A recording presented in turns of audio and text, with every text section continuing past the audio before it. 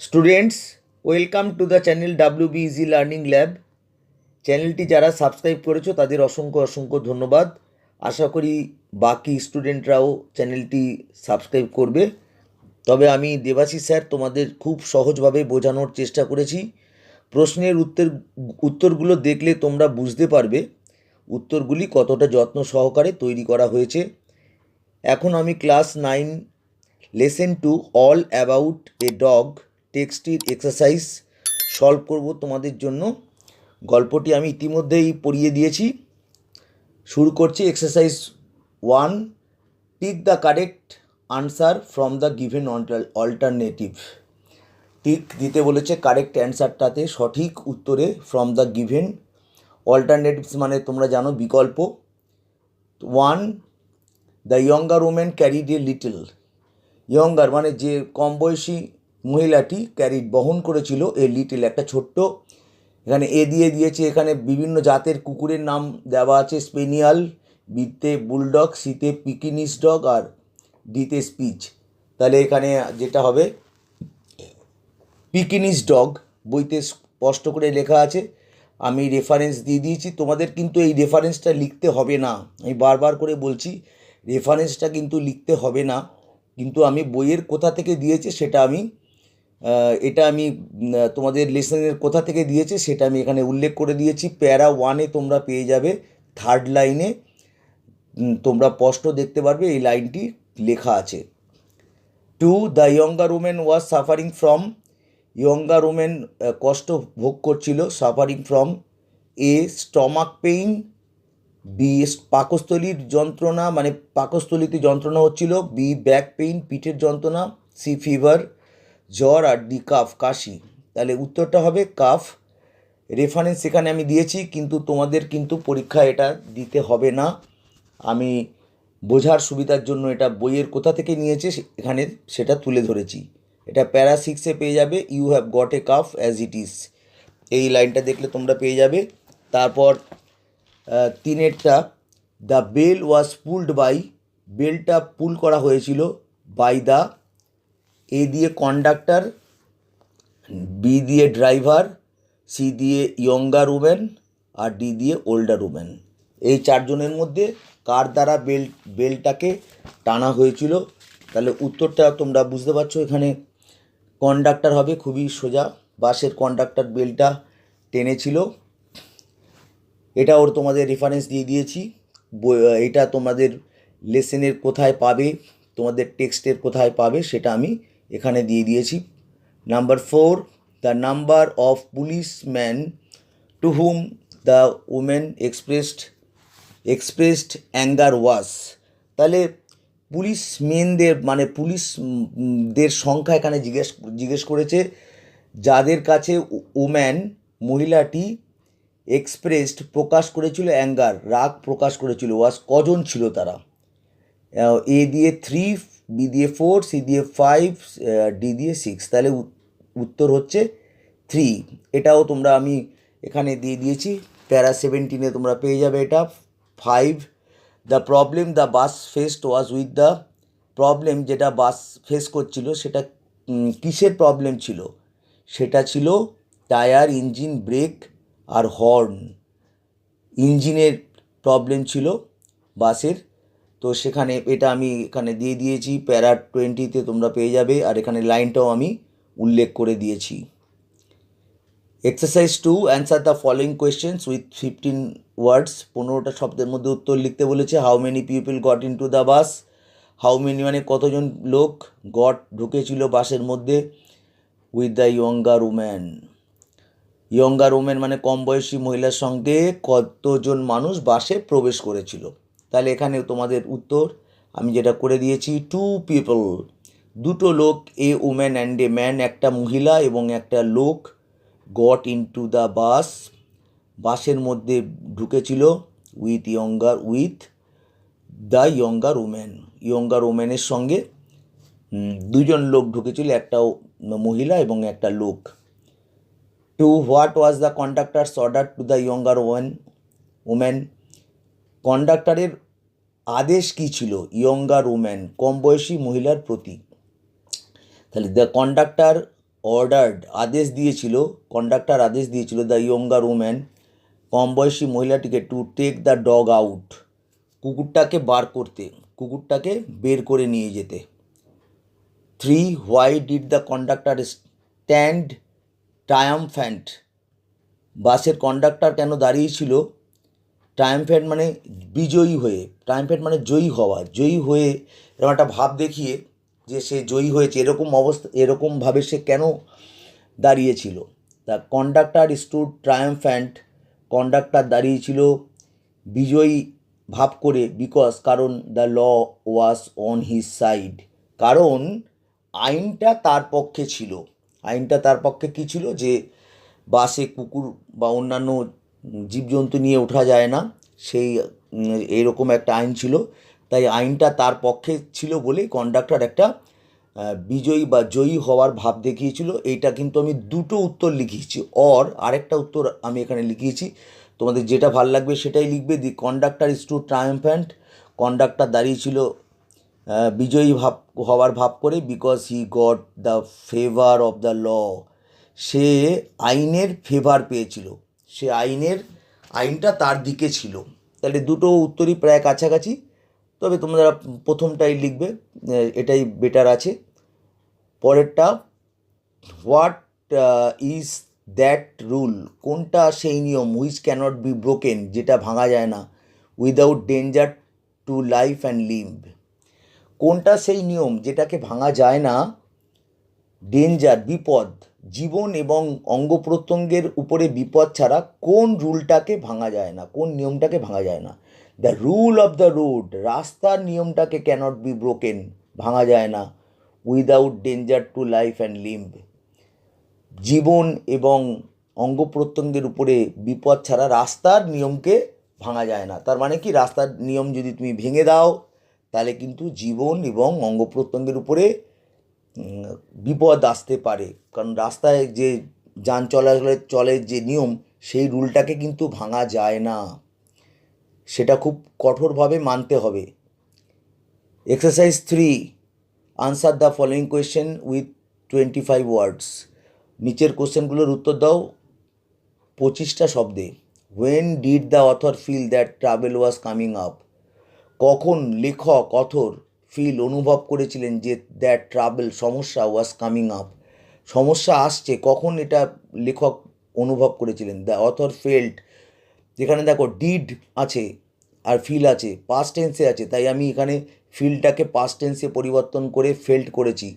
উত্তরগুলো কিন্তু এভাবে লিখতে হবে, পাস্ট টেন্সে থাকলে তোমাদের কিন্তু এখানে ফিল লিখলে হবে না, পাস্ট টেন্স করে দিতে হবে। The author felt the travel was coming up, author অনুভব করেছিল সমস্যা আসছিল, হোয়েন হি স, যখন লেখক মানে হি মানে সে, মানে এখানে অথরকে বুঝিয়েছে, লেখক দেখেছিল দ্যাট কন্ডাক্টারস আই, কন্ডাক্টরের চোখ, বাসের কন্ডাক্টরের চোখ, ফেল অন পড়েছিল, on the Pekinese dog, Pekinese কুকুরটার উপর, carried by a lady passenger, যেটা একটা লেডি, একটা মহিলা প্যাসেঞ্জার যেই কুকুরটাকে বহন করছিল, ক্যারিড, যখন তার উপর কন্ডাক্টরের চোখ পড়েছিল তখনই লেখক বুঝেছিল যে সমস্যা আসছে, কামিং আপ। এটা লিখবে, অথবা দুটো উত্তর লিখে দিয়েছি আমি।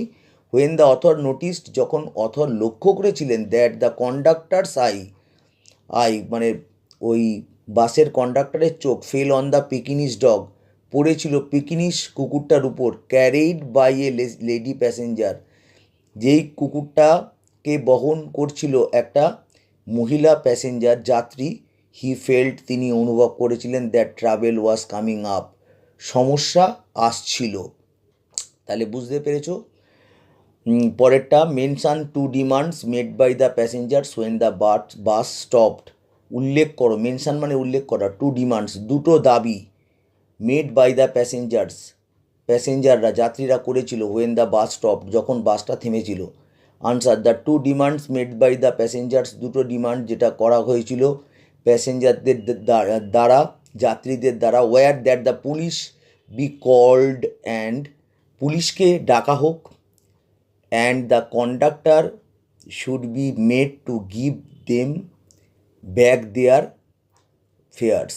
তাহলে এটা বলছে এখানে যে দুটো ডিমান্ড যেটা মেড বাই দ্য প্যাসেঞ্জাররা করেছিল সেটা কি, যে পুলিশকে ডাকা হোক, আর আরেকটা কি, যে কন্ডাক্টরকে should be made to give, কন্ডাক্টরের উচিত দিয়ে দেওয়া তাদের ভাড়া, ফেয়ার্স মানে হচ্ছে ভাড়া, এখানে লেখা আছে দেখো, ব্যাক, তাদেরকে তাদের ভাড়া, দেয়ার ফেয়ার্স, তাদের ভাড়া তাদেরকে ব্যাক মানে গিভ ব্যাক মানে ফিরিয়ে দিতে দেওয়া উচিত, এই দুটো ডিমান্ড তারা করেছিল।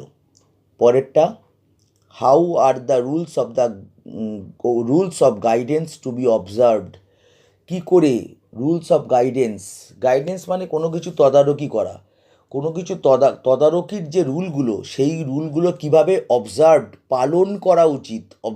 করা উচিত, পালন করা।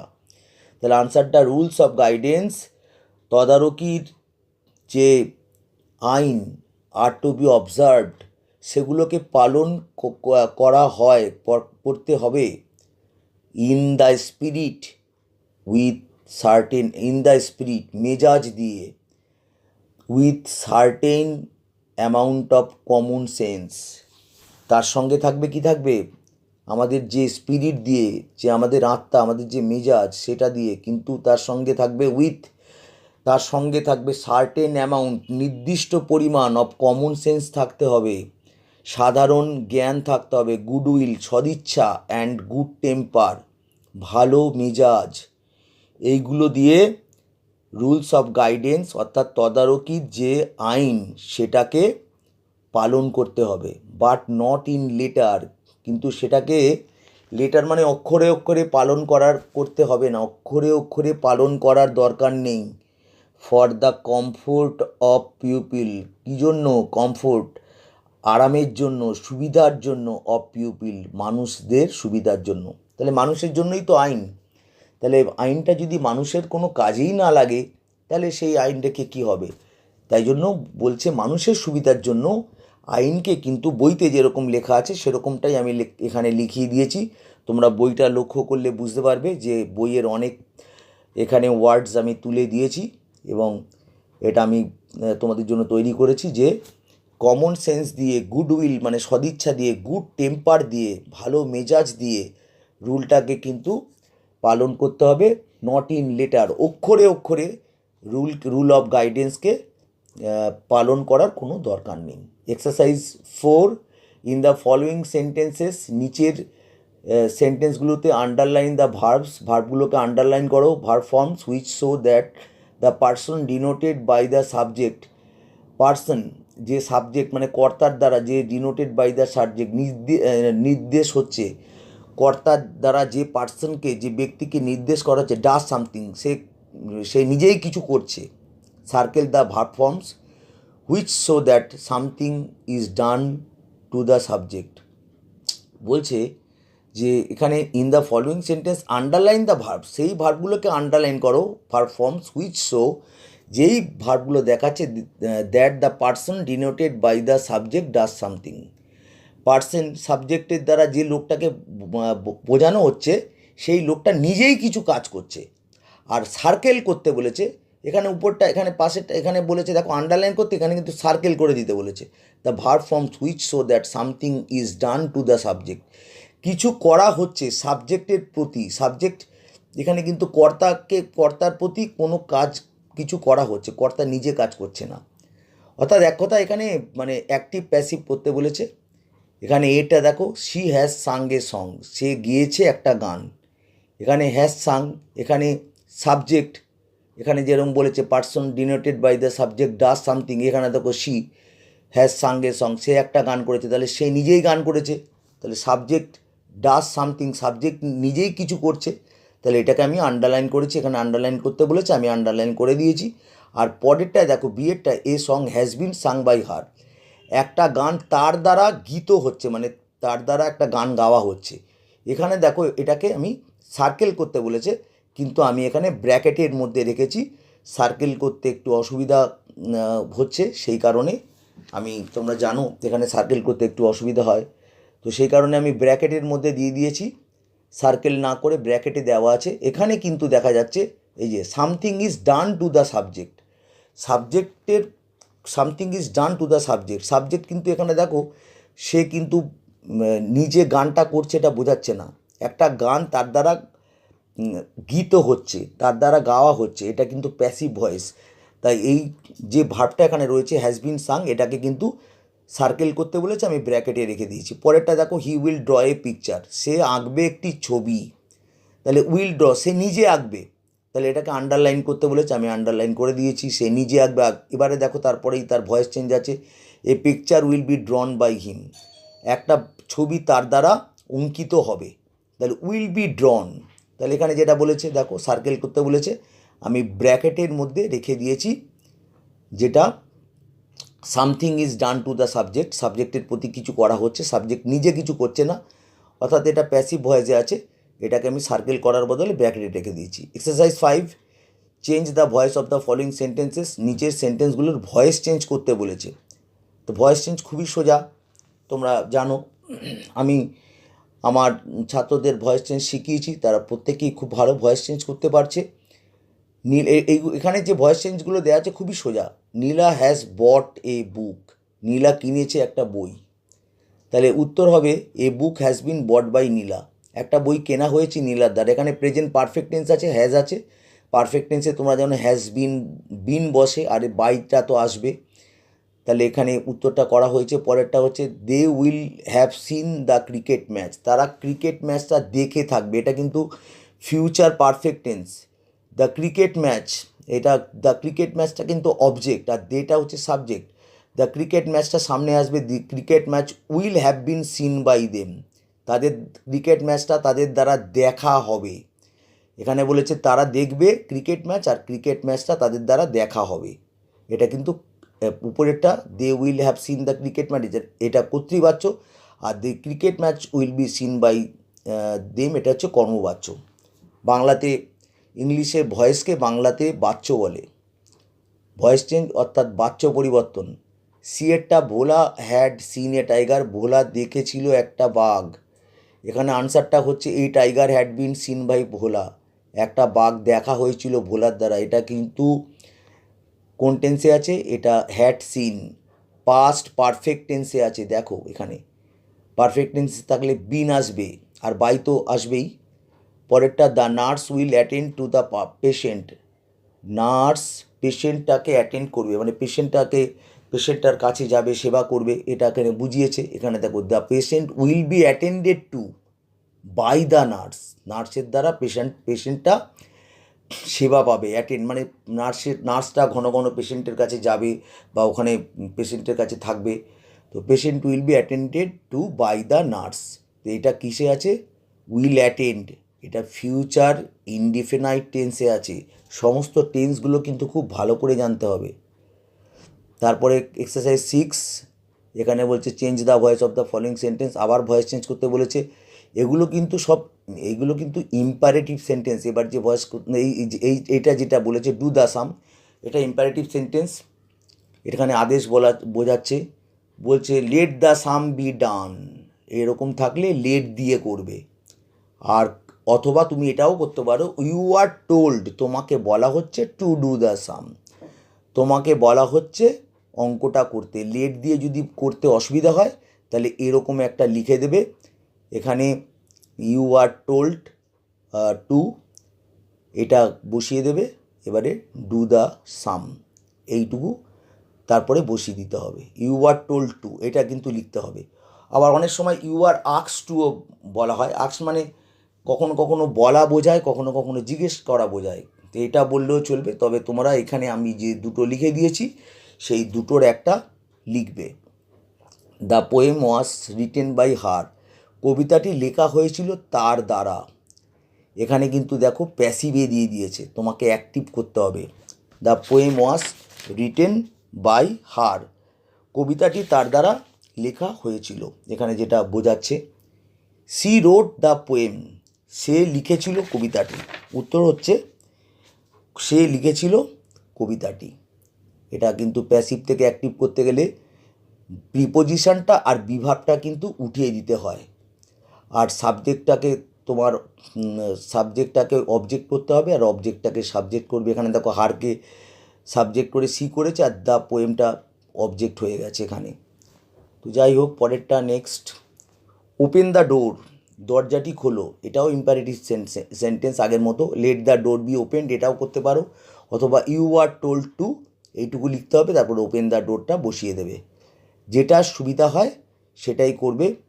আর আমার কাছে ভয়েস চেঞ্জ ক্লাস করতে চাইলে কিন্তু আমি অবশ্যই শিখিয়ে দেবো। খুব সোজা ভয়েস চেঞ্জ শেখা এবং পদ্ধতিটা খুবই সোজা। The man is known to me, লোকটি আমার কাছে পরিচিত। The man is known to me, তাহলে এটা প্যাসিভ ভয়েস আছে, যেখানে দেখো ইজ আছে আর টু আছে।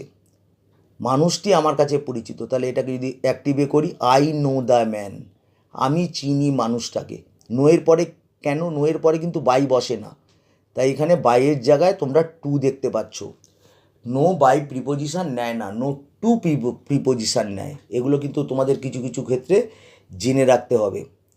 Exercise 7, change the voice of the following sentence, নিচের সেন্টেন্সগুলোর ভয়েস চেঞ্জ করো। দে এগ্রিড টু মাই প্ল্যান, তারা আমার প্ল্যানে এগ্রিড, রাজি হয়েছিল। তাহলে এটা অ্যাক্টিভ থেকে প্যাসিভ করতে বলেছে, এটা পাস্ট ইনডিফিনিট টেন্সে আছে। My plan was agreed to by them, আমার প্ল্যানটা এগ্রিড টু, আমার প্ল্যানে রাজি হয়েছিল তারা, বাই দেম, তাদের দ্বারা আমার প্ল্যানটায়, পরিকল্পনায় সম্মতি দেওয়া হয়েছিল। এবার my brother lost my favourite pen, আমার প্রিয় পেনটি আমার ভাই হারিয়ে দিয়েছিল। তাহলে মাই ফেভারিট পেন এটা হচ্ছে অবজেক্ট, এটাকে সাবজেক্ট করা হয়েছে। Was lost by my brother, আমার ফেভারিট পেনটা মানে হারিয়ে দেওয়া হয়েছিল, হারিয়ে গিয়েছিল আমার ভাইয়ের দ্বারা, আমার ভাই এর দ্বারা আমার প্রিয় পেনটাকে হারিয়ে দেওয়া হয়েছিল। The man is writing a letter, এটা প্রেজেন্ট কন্টিনিউয়াস টেন্সে আছে, দেখতে পাচ্ছ, লিখছে। তাহলে এখানে বিইং আসবে। A letter is being written by the man, একটা চিঠি লেখা হচ্ছে লোকটির দ্বারা, লোকটা একটা চিঠি লিখছে আর একটা চিঠি লেখা হচ্ছে লোকটির দ্বারা। Titli is looking for her watch, Titli খুঁজছে তার ঘড়িটি। এবার এখানে দেখো, is looking for present continuous tense, কিন্তু এটা Titli is looking for present continuous tense, voice change being আসবে। তাহলে এখানে আমি ঘুরিয়ে হার ওয়াচ কিন্তু হবে, কিন্তু এটা লিখলে, হার ওয়াচ লিখলে শুনতে ভাল লাগবে না, তাই আমি লিখেছি Titli's watch is being looked for by her, তিতলির ঘড়িটা খোঁজা হচ্ছে তার দ্বারা। অনেক জায়গায় তোমরা দেখবে এখানে হার ওয়াচ লেখা আছে, তার ঘড়িটা খোঁজা হচ্ছে, তার ঘড়িটা খোঁজা হচ্ছে তিতলির দ্বারা। শুনতে ভালো লাগছে না এবং ওটা ঠিকমতো যথাযথ ভয়েস চেঞ্জ উত্তরটা হবে না এখানে, তাই তিতলিস ওয়াচ। প্রথমে কিন্তু নাউন দিতে হবে, তারপরে প্রোনাউন দিতে হবে। প্রথমে প্রোনাউন দিয়ে তারপরে নাউন লেখাটা কিন্তু সঠিক নয়।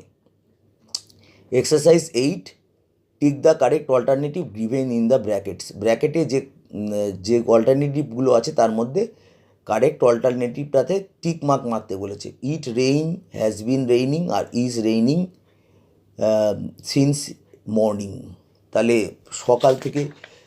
সকাল থেকে বলেছে, তাহলে ইট রেইনস, এটা বৃষ্টি হয়, আর হ্যাজ বিন রেইনিং, তাহলে এখানে সকাল থেকে বলে দিয়েছে, কোনো একটা নির্দিষ্ট পয়েন্ট অফ টাইম থেকে এখনও বৃষ্টি হচ্ছে, এটা present perfect continuous tense. It has been raining হবে, এখানে আমি টিক মার্ক দিয়ে দিয়েছি। লাস্ট সানডে আই ওয়েন্ট আছে, had been going to the zoo, তাহলে একটা হচ্ছে পাস্ট ইনডিফিনিট টেন্স আর একটা হচ্ছে পাস্ট পারফেক্ট কন্টিনিউয়াস টেন্স। তাহলে আমি চিড়িয়াখানায় গিয়েছিলাম, তাহলে ওয়েন্ট হবে, পাস্ট ইনডিফিনিট টেন্স হবে, পাস্ট পারফেক্ট কন্টিনিউয়াস টেন্স হবে না। হ্যাড বিন গোয়িং হচ্ছে পাস্ট পারফেক্ট কন্টিনিউয়াস টেন্স। আর দেওয়া আছে গো মানে হচ্ছে যাই শুধু, সেটা তো হবেই না। গত রোববার এখানে বলা আছে, এটা পাস্ট ইনডিফিনিট টেন্স হবে। পরেরটা আই, এখানে উইল বি আছে, ওয়াজ আছে আর অ্যাম আছে। ইন ক্লাস 10 নেক্সট ইয়ারে আমি ক্লাস 10-এ পড়ব, তাহলে কি হবে, আই উইল বি হবে না ওয়াজ হবে না অ্যাম হবে, কোনটা হবে?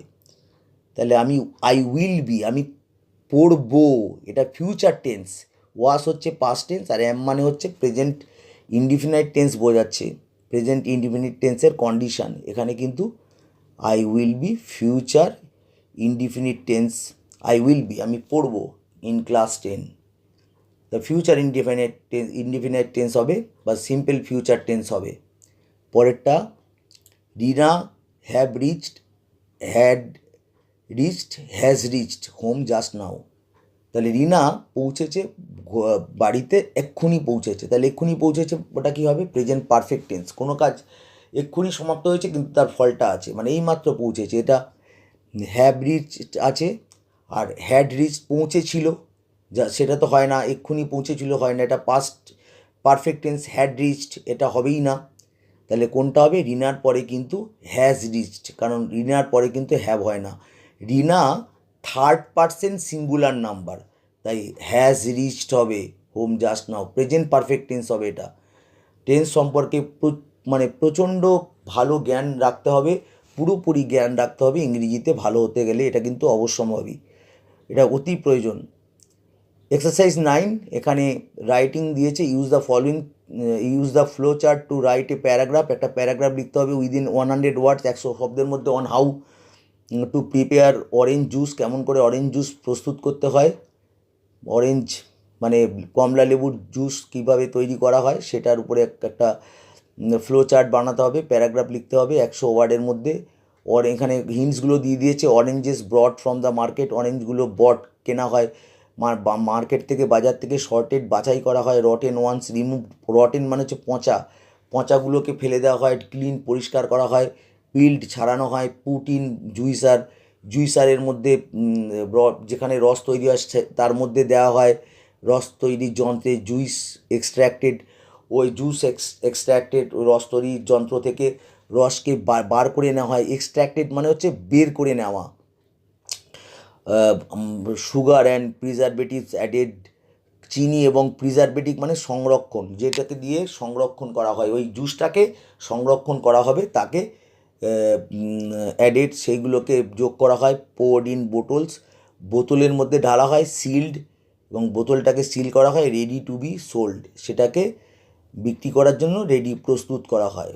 এবারে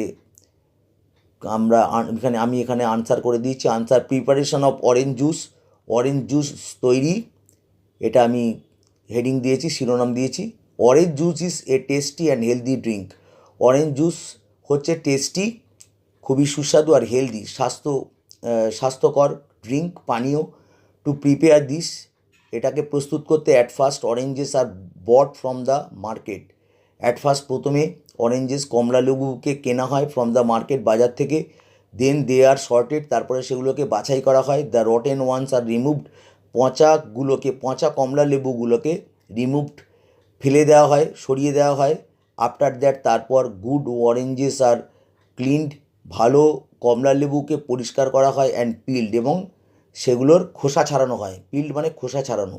নেক্সট তারপর দে আর পুট ইন জুইসার, সেগুলোকে জুইসার মেশিনে দেওয়া হয়, জুইসার মেশিনে, অ্যান্ড ক্রাস্ট এবং সেগুলোকে ক্রাশ করে দেওয়া হয়, ভেঙে দেওয়া হয়, পিষে দেওয়া হয়, টু এক্সট্র্যাক্ট জুস, রস বার করা, এক্সট্র্যাক্ট মানে বার করার জন্য, রস, জুস মানে রস, then sugar and preservatives are added, তারপরে হচ্ছে চিনি এবং সংরক্ষক যেগুলো ওই জুসটাকে সংরক্ষণ করবে সেই সকল কেমিক্যালগুলোকে অ্যাডেড, সেই সব রাসায়নিক পদার্থকে অ্যাডেড করা হয়, মানে ওর সঙ্গে যোগ করা হয়, টু ইট, এই জুসটার সঙ্গে। নাও এখন it is poured into bottles, এরপরে এটাকে বোতলে মানে ঢালা হয়, অ্যান্ড সিল্ড এবং বোতলটাকে সিল করে দেওয়া হয়। ফাইনালি শেষ পর্যন্ত they are ready to be sold, এই জুসগুলো রেডি টু বি সোল্ড, বিক্রি হওয়ার জন্য রেডি, প্রস্তুত, ইন দ্য মার্কেট বাজারে।